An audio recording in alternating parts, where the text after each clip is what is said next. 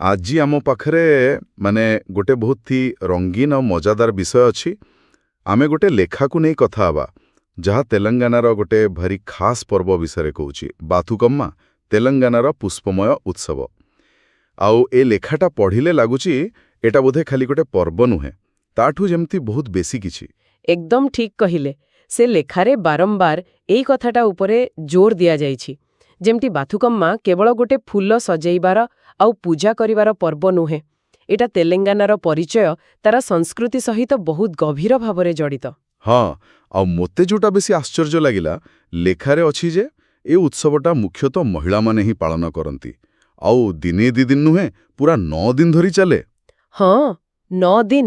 ଏଟା ସାଧାରଣତଃ ଦଶହରା ବା ନବରାତ୍ରି ସମୟରେ ପଡ଼େ। ଠିକ୍, ଏତେ ଲମ୍ବା ସମୟ ଧରି ଚାଲୁଥିବ ଗୋଟେ ମହିଳାକେନ୍ଦ୍ରିକ ପୁଷ୍ପ ଉତ୍ସବ, ଏଟା ନିଶ୍ଚୟ ବହୁତ ଖାସ୍ ହେଇଥିବ।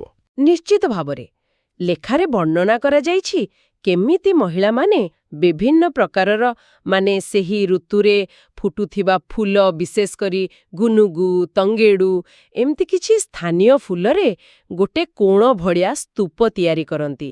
ତାକୁ ହିଁ ବାଥୁକମା କୁହାଯାଏ। ଆଉ ସେ ଫୁଲ ସଜେଇବଟା ବି ଗୋଟେ ପ୍ରକାର କଳା। ଓହୋ, ତେବେ ବାଥୁକମାର ଅର୍ଥ ହେଉଛି ସେଇ ଫୁଲର ସ୍ତୂପଟା। ଆଚ୍ଛା, ଏଇଟା ତ ବହୁତ ଇଣ୍ଟରେଷ୍ଟିଂ। ଆଉ ଏ 9 ଦିନ ଯାକ କ'ଣ ହୁଏ? ଏହାକୁ ନେଇ ମହିଳାମାନେ କ'ଣ କରନ୍ତି? ହଁ, ସେହି ଫୁଲ ସ୍ତୂପକୁ ଦେବୀଙ୍କ ପ୍ରତୀକ ଭଳି ପୂଜା କରାଯାଏ। ଲେଖାରେ ଅଛି ଯେ ପ୍ରତିଦିନ ସନ୍ଧ୍ୟାରେ ମହିଳାମାନେ ସବୁ ନୂଆ ନୂଆ ପୋଷାକ ପିନ୍ଧି ଏକାଠି ହୁଅନ୍ତି। ସେ ବାଥୁକମାକୁ ମଝିରେ ରଖି ତା ଚାରିପଟେ ବୁଲି ବୁଲି ଗୀତ ଗାଆନ୍ତି ଆଉ ନାଚ ବି କରନ୍ତି। ଏଇଟା ପୁରା ଗୋଟେ ସାମୂହିକ କାର୍ଯ୍ୟକ୍ରମ, ଯାହା ସମାଜରେ ସମ୍ପ୍ରଦାୟ ଭିତରେ ବନ୍ଧନକୁ ଆହୁରି ମଜବୁତ କରେ। ବାଃ, ଏଇଟା ଶୁଣିବାକୁ ବି ବହୁତ ସୁନ୍ଦର ଲାଗୁଛି। ମାନେ ଗୀତ, ନାଚ, ଏତେ ସାରା ଫୁଲ, ଆଉ ମହିଳାମାନେ ସବୁ ଏକାଠି। ବୋଧହୁଏ ଏଇଥିପାଇଁ ହିଁ ଲେଖାଟିରେ ଏହାକୁ ତେଲେଙ୍ଗାନାର ସାଂସ୍କୃତିକ ଆତ୍ମା ବୋଲି କୁହାଯାଇଛି ନା?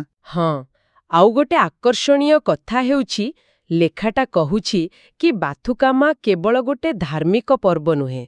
ଏଟା ପ୍ରକୃତିର ଉପାସନା ସହିତ ବି ଯୋଡ଼ା, ବିଶେଷ କରି ଜଳ ସମ୍ପଦର ସୁରକ୍ଷା ସହିତ।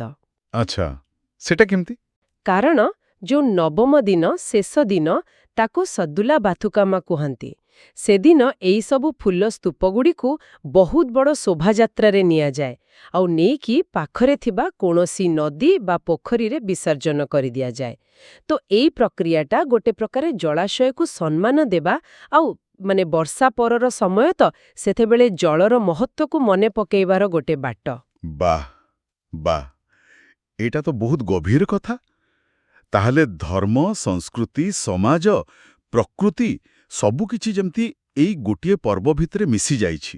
ଆଉ ସବୁଠୁ ବଡ଼ କଥା, ଏହା ମହିଳାମାନଙ୍କ ଦ୍ୱାରା ପାଳିତ ହେବା, ଏଇଟା ଆଉ ଗୋଟେ ବହୁତ ଗୁରୁତ୍ୱପୂର୍ଣ୍ଣ ଦିଗ। ନିଶ୍ଚୟ, ଲେଖାଟିରେ ସ୍ପଷ୍ଟ ଭାବେ କୁହାଯାଇଛି ଯେ ଏହା ମହିଳାମାନଙ୍କ ପାଇଁ ନିଜର ସୃଜନଶୀଳତା ଦେଖେଇବା, ଏକାଠି ହେବା ଆଉ ସାମାଜିକ ଜୀବନରେ ଗୋଟେ ସକ୍ରିୟ ଭୂମିକା ନେବାର ବଡ଼ ସୁଯୋଗ। ଏମିତିକି ତେଲଙ୍ଗାନା ସରକାର ବି ଏହାକୁ ରାଜ୍ୟ ପର୍ବର ମାନ୍ୟତା ଦେଇଛନ୍ତି, ଯାହା ଫଳରେ ଏହାର ସାଂସ୍କୃତିକ ମହତ୍ତ୍ୱ ଆହୁରି ବଢ଼ିଯାଇଛି। ତେବେ ମୋଟେ ଭାଗରେ ଯଦି ଦେଖିବା, ଆମେ ଏହି ଲେଖାରୁ ବୁଝିଲେ ଯେ ବାଥୁକମ୍ମା ହେଉଛି ତେଲେଙ୍ଗାନାର ଗୋଟେ ଅତି ଗୁରୁତ୍ୱପୂର୍ଣ୍ଣ ପର୍ବ। 9 ଦିନିଆ, ମୁଖ୍ୟତଃ ମହିଳାମାନଙ୍କ ଦ୍ୱାରା ପାଳିତ ହେଉଥିବା ଗୋଟେ ଫୁଲର ଉତ୍ସବ। ଏହା ନବରାତ୍ରି ସମୟରେ ହୁଏ। ଏଥିରେ ଫୁଲରେ ସ୍ତୂପ ତିଆରି ହୁଏ, ଗୀତ ନାଚ ହୁଏ, ଆଉ ଶେଷରେ ସେଗୁଡ଼ିକୁ ନେଇ ପାଣିରେ ବିସର୍ଜନ କରାଯାଏ। ତେଣୁ ଏହା କେବଳ ଗୋଟେ ପର୍ବ ନୁହେଁ, ବରଂ ତେଲେଙ୍ଗାନାର ସାଂସ୍କୃତିକ ପରିଚୟ, ତା ସହିତ ପ୍ରକୃତି ପ୍ରେମ ଆଉ ସାମାଜିକ ଏକତାର ଗୋଟେ ବଡ଼ ପ୍ରତୀକ। ହଁ, ଆଉ ଏଇ ସବୁକୁ ଦେଖିଲେ ଗୋଟିଏ କଥା ମନକୁ ଆସୁଛି। ଯଦି ଏଇ ପୁଷ୍ପ ଉତ୍ସବ ଯୋଉଠି ପ୍ରକୃତି ଫୁଲ, ଜଳ ଆଉ ତା ସହିତ ନାରୀ ଶକ୍ତି ଏତେ କେନ୍ଦ୍ରରେ ଅଛି, ତାକୁ ହିଁ ଗୋଟେ ରାଜ୍ୟର ସାଂସ୍କୃତିକ ଆତ୍ମା ବୋଲି କୁହାଯାଉଛି, ତେବେ ଏହା ସେହି ସମାଜର ମୂଲ୍ୟବୋଧ ବିଷୟରେ, ତାଙ୍କ ଦୃଷ୍ଟିକୋଣ ବିଷୟରେ କ'ଣ ସୂଚନା ଦେଉଛି? ପ୍ରକୃତି ଏବଂ ନାରୀତ୍ୱକୁ ଏତେ ସମ୍ମାନ ଦେଉଥିବା ଏମିତି ଗୋଟେ ପରମ୍ପରା ଆଜିର ସମାଜ ପାଇଁ କିଛି ଶିଖିବାର ଅଛି କି ଏଥିରୁ? ଏଇଟା ନିଶ୍ଚୟ ଟିକେ ଭାବିବା ଭଳି କଥା।